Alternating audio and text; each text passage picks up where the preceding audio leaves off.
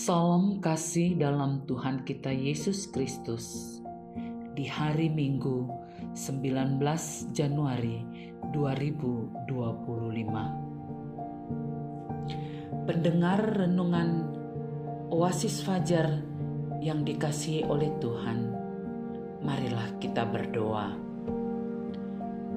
Bapa kami yang di sorga, di hari yang khusus ini kami menyerahkan hidup ke dalam tangan-Mu, sebab kami menantikan pembentukan Tuhan dari setiap firman-Mu yang kami dengarkan.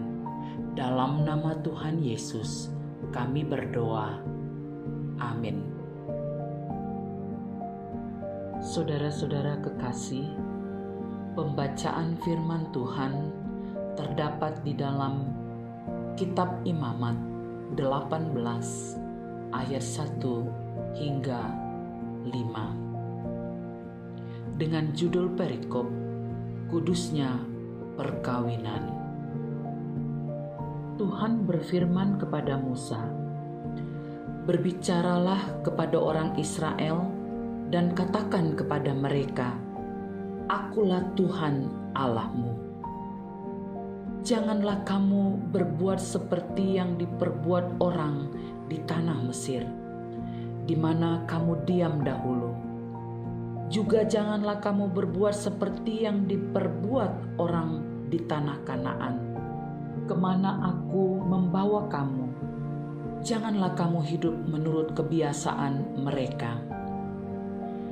Kamu harus lakukan peraturanku dan harus berpegang pada ketetapanku dengan hidup menurut semuanya itu. Akulah Tuhan Allahmu. Sesungguhnya kamu harus berpegang pada ketetapanku dan peraturanku. Orang yang melakukannya akan hidup karenanya. Akulah Tuhan." Judul renungan: Standar Hidup Orang Percaya.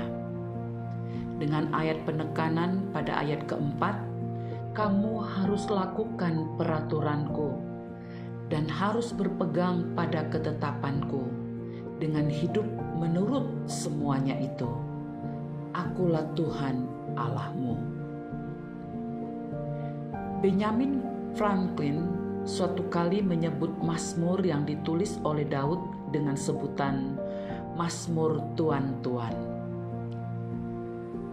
Mazmur ini menggambarkan standar hidup seorang pria sejati yang harus menjadi pola dalam langkah hidupnya. Berdasarkan Imamat pasal 18 ayat 1 hingga 5 ini, secara umum bangsa Israel diarahkan untuk tidak bergaul karib dengan pola hidup bangsa Kanaan, terlebih dilarang untuk bertindak seperti kebiasaan bangsa itu. Kepada bangsa itu diperintahkan agar tetap menjaga peraturan, undang-undang, dan hukum Allah. Mereka secara khusus diperintahkan untuk menghindari perkawinan inses atau pernikahan saudara. Imamat 18 ayat 60. Serta tindakan amoral lainnya. Hal tersebut dimaksudkan agar bangsa Israel memperhatikan bahwa akibat dari pencemaran yang dilakukan oleh bangsa yang tidak mengenal Allah mengakibatkan kehancuran.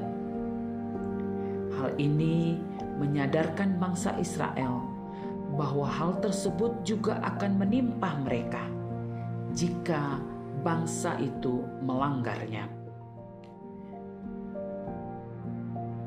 Allah memberikan peringatan tentang hal itu untuk mencegah bangsa itu dari tindakan amoral dan praktik percabulan yang menyebabkan rusaknya integritas.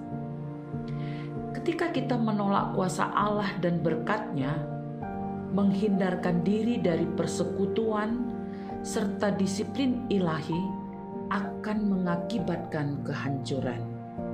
Tetapi jika orang percaya mengaku dosa, kemudian hidup dalam pimpinan Roh Kudus, secara otomatis persekutuannya dipulihkan kembali.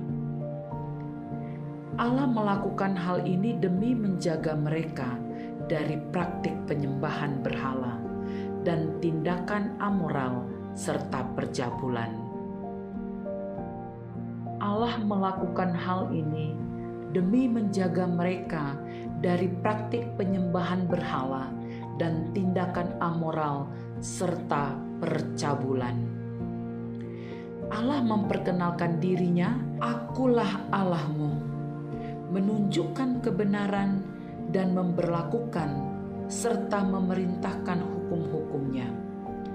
Dia adalah Jehovah, keberadaan dari segala keberadaan Allah yang berkuasa dan berdaulat.